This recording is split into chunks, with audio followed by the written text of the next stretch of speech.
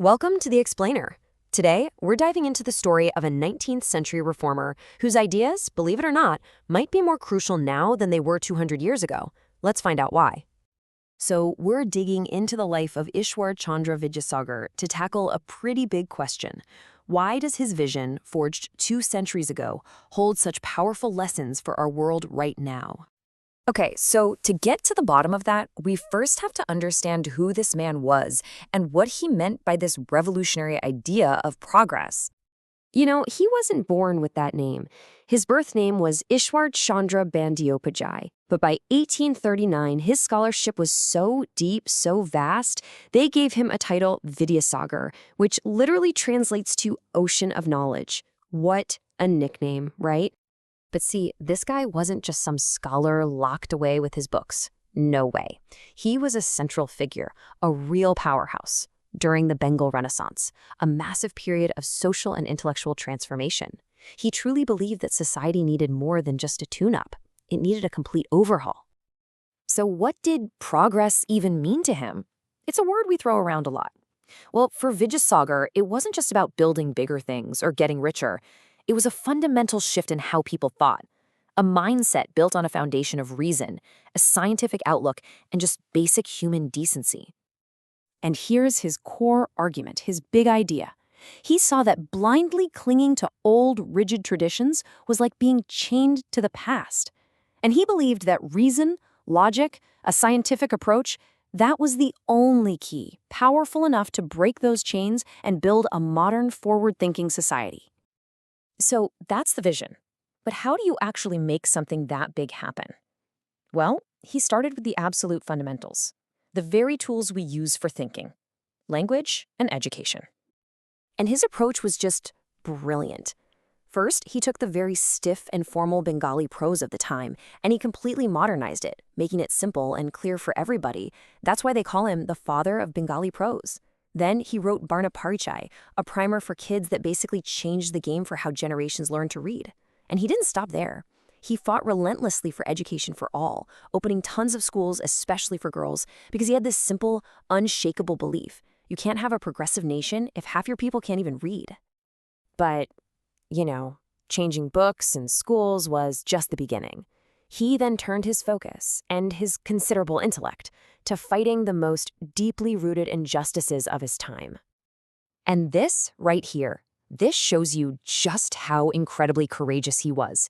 He didn't just write a few articles. He waged a tireless, long-term campaign against the horrific ban on widows remarrying. And when the law finally passed in 1856, did he just pat himself on the back? Nope. He put his own money and his own reputation on the line to personally organize the very first legal remarriage for a 12-year-old child widow. This wasn't just theory for him. He was on the ground making change happen. And this wasn't some one-off thing. He also went after polygamy and child marriage with the same energy. He saw it all as part of the same big problem, a system built on superstition and inequality that just had to be taken apart piece by piece. Now, this deep commitment to a rational, human-first approach, it led to one of the most fascinating encounters of the entire 19th century. Really, it was a meeting of two totally different worlds. The year is 1884, and Ishwar Chandra Vidyasagar, the great intellectual, the reformer, comes face-to-face with the legendary spiritual mystic, Sri Ramakrishna. I mean, just picture this scene for a second.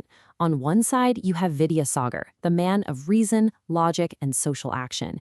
And on the other, Ramakrishna, the man of faith, mysticism, and spiritual experience. It's like two different streams of thought, two whole universes coming together in one room. And what came out of it was this incredible, profound conversation about God, about humanity, about what it means to act in the world. And even though they came from completely different places, their dialogue shows this amazing mutual respect. It's just a perfect snapshot of the incredible intellectual energy of that era. Okay, so all of this is fascinating history, right? But it brings us right back to where we started. Why does this guy from the 1800s still have so much to teach us today? Well, the answer is actually pretty straightforward. The core challenges Vidyasagar was up against, superstition fighting reason, prejudice versus equality, and irrational resistance to change. I mean, come on, these are the very same battles we are still fighting today. So if you look at his life, it's like he left us a blueprint for how to build a better society. The principles are just as urgent now as they were back then. Number 1, embrace reason, use a scientific approach. 2, champion education for absolutely everyone. 3, fight injustice wherever you see it. And 4, modernize the way we communicate so our tools actually match our ideas. In the end, Vidyasagar's legacy is powerful proof that one person, armed with reason, compassion, and just plain courage, can actually bend the arc of history. And that leaves us with a final, really vital question to think about for our own time. In a world that is so full of division and misinformation, how can we use his principles of reason, humanism, and courage to guide us toward a better future?